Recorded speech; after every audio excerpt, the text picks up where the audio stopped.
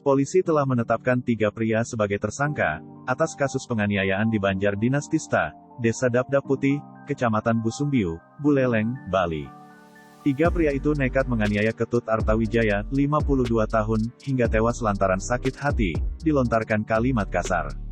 Kasih Humas Polres Buleleng, AKP Gede Sumarjaya ditemui Jumat tanggal 8 Juli tahun 2022 mengatakan, 3 pria yang ditetapkan sebagai tersangka itu masing-masing bernama Ikadek Supartika, 48 tahun, asal Jembrana, Iputu Rocky Suputra, 21 tahun, asal Jembrana, dan Iketut Sugiartana, 19 tahun, asal Busumbiu.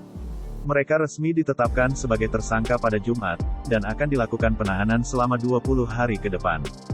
AKP Sumarjaya menjelaskan, sebelum tewas dianiaya, Ketut Arta sempat mengendari motor bersama salah satu kerabatnya bernama Made Suatnya, 31 tahun. Kemudian saat melintas di depan pasar Desa Dapdap Putih, korban diserempet oleh 3 tersangka, yang saat itu tengah mengendarai mobil pickup. Bukannya menolong, usai menyerempet korban, 3 tersangka itu justru pergi. Sehingga almarhum Ketut Arta merasa kesal, lalu mengejar mobil pickup tersebut.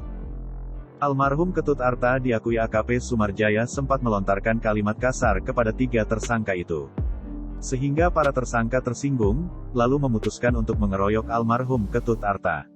Saat Ketut Arta dikeroyok, yang dibonceng Made Suatnya, pergi untuk meminta pertolongan warga. Setelah meminta pertolongan, dia sudah menemukan Ketut Arta tergeletak di tengah jalan, jelas AKP Sumarjaya. AKP Sumarjaya menyebut, penyidik saat ini masih mendalami kasus tersebut, untuk mengetahui peran dari masing-masing tersangka.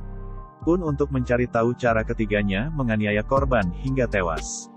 Disinggung terkait 1 orang lainnya berinisial Kadek RD yang sempat ikut diamankan bersama 3 tersangka itu, AKP Sumarjaya mengaku juga masih didalami oleh penyidik.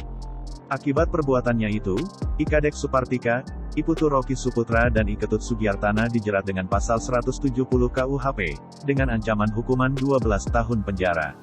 Sementara almarhum Ketut Arta telah dilakukan autopsi di RSUD Buleleng, untuk mengetahui penyebab ia tewas. Namun AKP Sumarjaya menyebut, hasil autopsi itu belum diterima oleh penyidik.